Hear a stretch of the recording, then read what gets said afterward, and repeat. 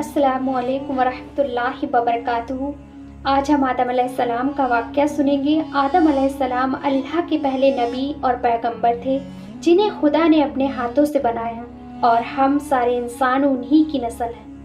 آئیے شروع کرتے ہیں آدم علیہ السلام کی ریئل اسٹوری کو۔ اللہ پاک نے سورہ بقرہ میں آدم علیہ السلام کا ذکر کیا ہے۔ جب اللہ نے انسان کی مخلوق کو پیدا کرنے کا ارادہ کیا تو اللہ نے فرشتوں سے فرمایا کہ میں زمین پر ایک نئی مخلوق انسان کو پیدا کرنے والا ہوں۔ فرشتوں کو لگا کہ ان کی عبادت میں شاید کچھ کمی رہ گئی ہے، اسی لیے اللہ نے نئی مخلوق بنانے کا ارادہ کیا۔ تو فرشتوں نے کہا، اے اللہ، ہم تیری تسبیح، حمد اور پاکی بیان کرتے ہیں۔ کیا تو ایسی مخلوق پیدا کرے گا جو زمین میں فساد کرے گی؟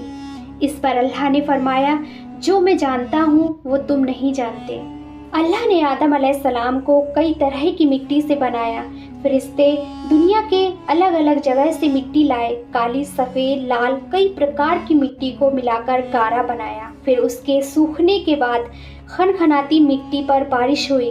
سڑی گلی مٹی سے اللہ پاک نے آدم علیہ السلام کا پتلا بنایا اور پھر اس میں روح پھونکی۔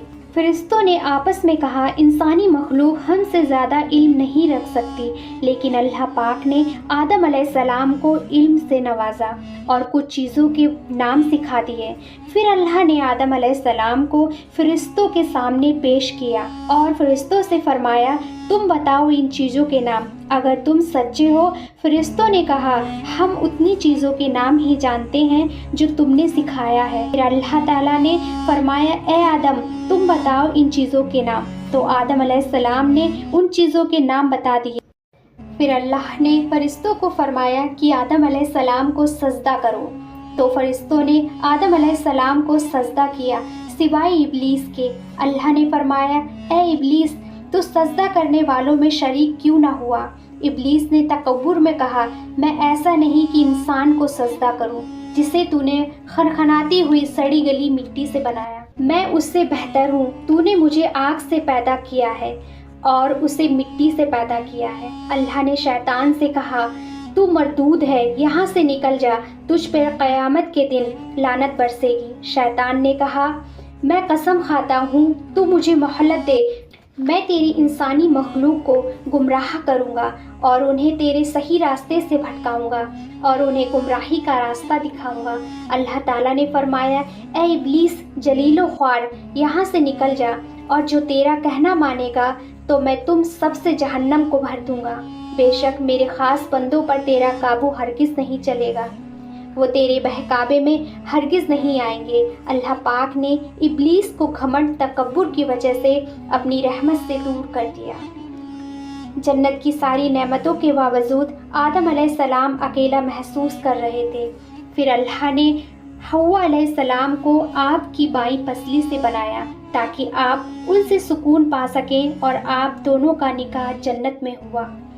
پھر اللہ نے فرمایا، اے آدم، تم دونوں جنت میں رہو اور جو چاہو کھاؤ، سوائے ایک چیز کے، درخت کے پاس نہ جانا، نہیں تو تم ظالموں میں ہو جاؤ گے۔ لیکن شیطان نے جو رب سے وعدہ کیا تھا وہ ہر موڑ پر انسان کو گمراہ کرے گا، اس لیے اس نے ان کے دلوں میں وسوسہ ڈالا کہ تمہارے رب نے اس لیے اس درخت کے پاس جانے سے منع فرمایا ہے کہیں تم اسے کھا کر فرشتے نہ بن جاؤ۔ اس شیطان نے ان کے خیر خواہ کی قسمیں کھائیں کہ وہ ان کے ساتھ ہے، اور جب آدم علیہ السلام اور آپ کی بیوی حوا علیہ السلام نے وہ پھل کھایا تو آپ کے ستر کھل گئے اور آپ دونوں درخت کے پتوں سے اپنے ستر چھپانے لگے۔ پھر اللہ نے فرمایا، کیا میں نے تمہیں اس درخت کا پھل کھانے سے منع نہ فرمایا تھا؟ کیا یہ نہ کہہ چکا تھا کہ شیطان تمہارا کھلا دشمن ہے؟ حضرت آدم اور حوا علیہ السلام نے کہا، اے ہمارے رب، ہم نے تیری نافرمانی کی اور اپنے اوپر ظلم کیا۔ اگر آپ ہمیں نہ بخشیں گے، ہم پر رحم نہ فرمائیں گے تو ہم ضرور تباہ ہو جائیں گے۔ اللہ نے فرمایا، اب تم سب جنت سے نکل جاؤ، اب سے تم ایک دوسرے کی کھلے دشمن ہو۔ اب تمہیں زمین پر ہی رہنا ہے، وہی زندگی گزارنی ہے اور وہی مرنا ہے، اور مرنے کے بعد وہی زندہ ہونا ہے۔ دنیا میں آنے کے بعد آدم علیہ السلام نے اللہ سے رو رو کر 40 سال تک معافی مانگی۔ اللہ پاک نے آدم علیہ السلام پر رحم کھا کر انہیں معاف کر دیا اور فرمایا تم اور تمہاری اولاد دنیا میں رہو۔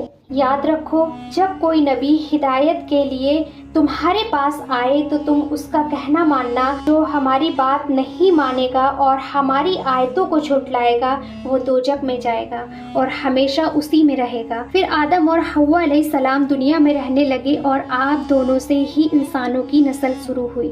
آدم علیہ السلام نے دنیا میں رہنا سکھایا، کھیتی کرنا، گھر بنانا سکھایا، سب سے بڑھ کر اپنی اولاد کو اللہ کی راہ پر چلنا سکھایا۔ ہم سب آپ ہی کی اولاد ہیں۔ آدم اور حوا علیہ السلام کی کئی اولادیں ہوئیں، ان میں سے 2 مشہور بیٹے تھے، حابیل اور قابیل۔ قابیل نے حسد اور جلن میں آ کر اپنے بھائی کو قتل کر دیا۔ یہ دنیا میں انسان کا پہلا قتل تھا۔ آدم علیہ السلام نے تقریباً 900 سال دنیا پر زندہ رہ کر وفات پائی۔ فرشتوں نے جنازہ دفنانے کا طریقہ انسانوں کو سکھایا۔ آدم علیہ السلام دنیا کے پہلے نبی ہیں۔ اس سے ہمیں یہ ہدایت ملتی ہے کہ انسانوں سے غلطی ہوتی ہے، لیکن اگر وہ سچے دل سے توبہ کر لے تو اللہ اس کی توبہ قبول کر لیتا ہے۔ اللہ کو توبہ پسند ہے۔ سچی توبہ رحمت کے دروازے کھول دیتی ہے، جبکہ گھمنڈ اور تکبر صرف بربادی لاتا ہے۔ یاد رہے، دنیا مومن کے لیے امتحان کی جگہ ہے، جنت نہیں۔